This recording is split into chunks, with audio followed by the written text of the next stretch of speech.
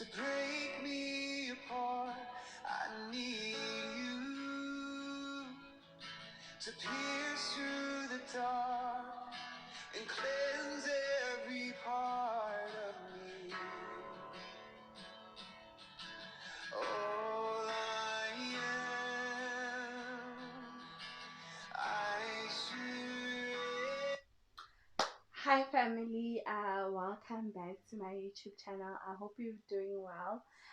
As you can see, it's just a continuation from my, I don't know if you can see me clearly, from my previous video. If you cannot see me clearly, I'm sorry. Yeah, all that matters is the message. And it's not an easy thing for me to share. Actually, I didn't realize, like, it's easy for me to tell someone, like, whenever, let's say, I met up with people who are struggling through their studies and all of that. It's easy for me to talk about it, to motivate someone at that point in time. But other than that, it's hard for me. Actually, it is hard. And I know that there are other people who went through the most, like, compared to what I went through with my accounting journey.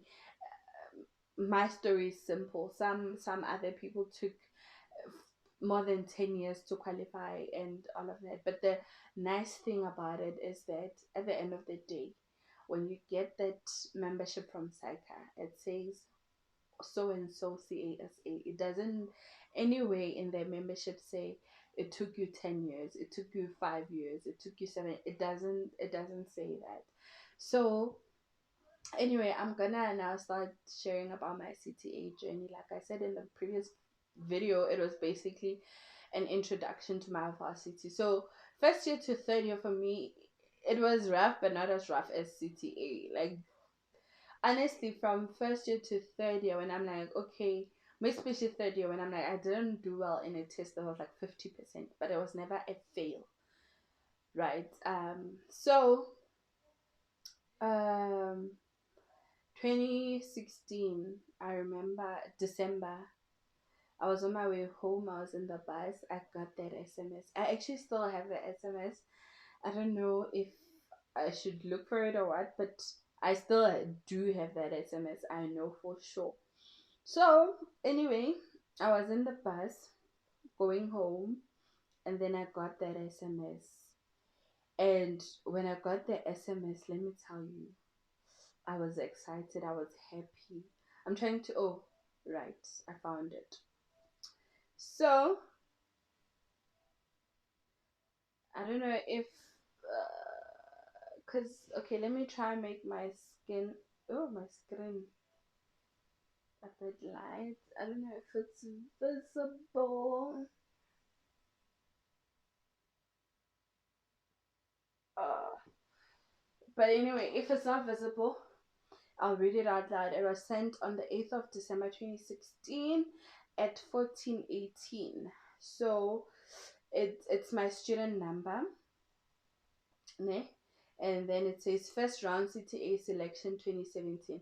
Congratulations, you have been selected to do CTA at UP in 2017. Prof. JGI Oberhoster. I probably butchered his name, but Professor Ob. So anyway, I got that SMS and I was on my way home. My family was excited that I passed third year. I'm gonna graduate and all of that. So I went home and I told my mom the good news. She was excited, and my husband, but boyfriend at the time, was also excited. So now came the work. January came, I went back to school. I had to study for a CEV. We called them CEVs. I forgot what they stand for, but I know the E is for evaluation. Something. I don't know. We had CEVs. At UNISA, it would be your UNISA test, sort of like the same setup in a way. So I was studying. I was like, I'm gonna kill this thing, And like with those CEVs, specifically the first day of class, it's just accounting and FBS, right? FBS, for future reference, it's MANAC, financial management, management accounting, whatever it is you want to call it, right? So we wrote that test and we continued with life. We were doing 4 hour classes. It was just, yeah, work, work, work, work, work. And then the reason why I mentioned this particular CEV is because I want to talk about the results. Excuse me, the results came out, and then I passed accounting, which was great. And then FPS, I got the shock of my life. I got a mark that I've never seen in my whole entire life. Like, my entire existence in this planet, I've never seen that mark. So I got 14%. I was like, hey. Initially, when I got it, I saw 14. I'm like, okay, 14 out of 30. I almost passed. And I'm like, no, man. Number one, this thing was not even out of 30. I think it was out of 40. And it's actually the percentage. Oh, and then I was like, you know what? I'm just gonna forget about it. Forget about it. Move on. Try to do better. And if I tell you I studied that year, hey, I studied like nobody's business. I didn't have a personal life. Like to this day, I have family members that do not text me anymore, that don't call me because that year I was self isolating. Like literally, that's what it was. Because I was like, I need to pass this thing. And everyone, when they were talking to you about CTA, is like, you need to make sacrifices, this thing, this thing, this thing. And I'm not gonna lie, even if I had my husband here, I would tell you, that year I studied. Like, I was always at the IT labs at Taxop. People who stayed there that year knew that I even had a computer. Like, a specific computer that I studied at. Like, even if I'm not there in the morning, people wouldn't sit there. Like, I studied hard, not smart. I and mind you, I was putting all this energy into studying, and my results were not reflecting that. So I started slipping into, I don't know if I should say depression, because I know depression is a serious thing and I was not diagnosed with it, but I was going through something emotionally. Like literally, I could just be sitting here and start crying. I would like go write CVs, come back, cry. I'd go write year tests, come back, cry. Like crying was part of my life. Like Tiani would come over, I'd cry. He'd call, cry. And that's when we started this thing. We still continue to this day because um I'm guessing I'll talk about it if we ever have a marriage series. Yes, we are. Kidding. Um, obvious. Okay, I will explain. But we were not in the same city, so um would call each other, and we started this thing of praying over the phone together. Like even before bed, would pray together. And I think at first, initially, it was just that he was concerned because this girl is always crying. He doesn't understand. And obviously, he cannot relate because we studied two different things. He did engineering, I'm doing accounting. So he cannot even relate to whatever it is that I'm going through. So sharp, I am emotional and about everything, and a lot was also happening in my life. My dad was in hospital for a long time and all of that. I can't go into detail with regards to what was wrong with him and everything else because that's his story to tell, not mine. So it was just an overwhelming year. I remember June, before we had the mock board, my granddad passed away. My grandfather's younger brother passed on. So um and he was in a hospital close to Tuckstop. He was at the urology hospital in Hatfield. So I would see him often. So that hit me as well. Um, yeah, it was just a lot going on, and I was just like, the amount of emotional pain I was going through, every person willing to listen, I would tell them. Like, even if a random family member calls, I'll be telling them like, "Yo, please pray for me," and all of that.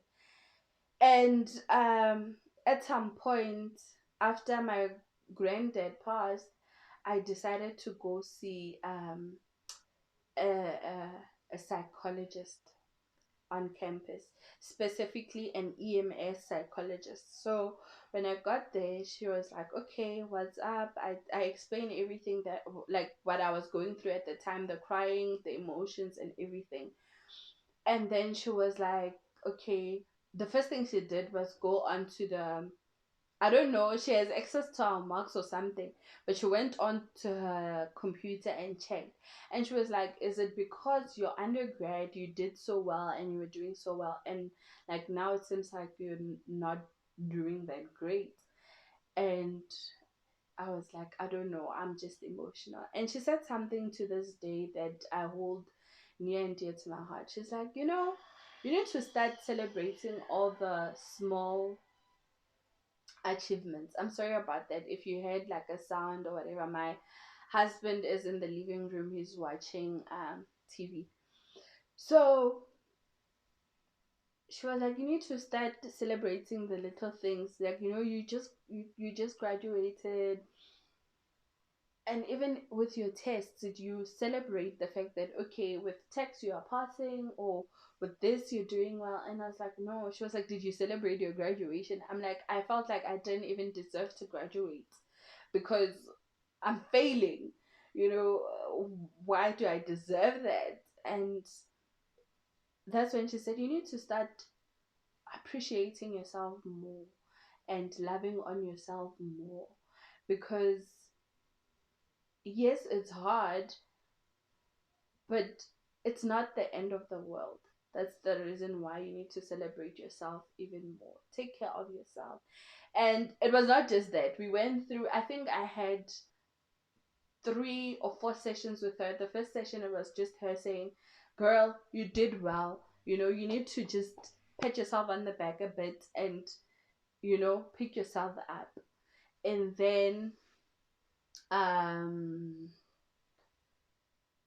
the next session we did breathing exercises, because the other thing I didn't mention was that I would have, and like, they were not anxiety or panic attacks, but I get really nervous. Like, I wasn't confident. I was not anxious, I was just not confident. Like, I was always like, I wasn't sure of myself, and that showed and reflected in my marks as well. So we did breathing exercises, we did time management, we did, I forgot what the other session was, but I remember falling asleep. Whatever she did, it was some sort of relaxation thing, and I even fell asleep. Oh my gosh, that was the sleep was nice, and that was to show that I was not even sleeping well. I was not eating well, and that's when I gained majority of my weight, because I was not taking care of myself. So anyway, this video is getting long. Let me just stop recording here, and then I'll continue with the CTA journey. With that being said, may love and peace be unto you. Bye.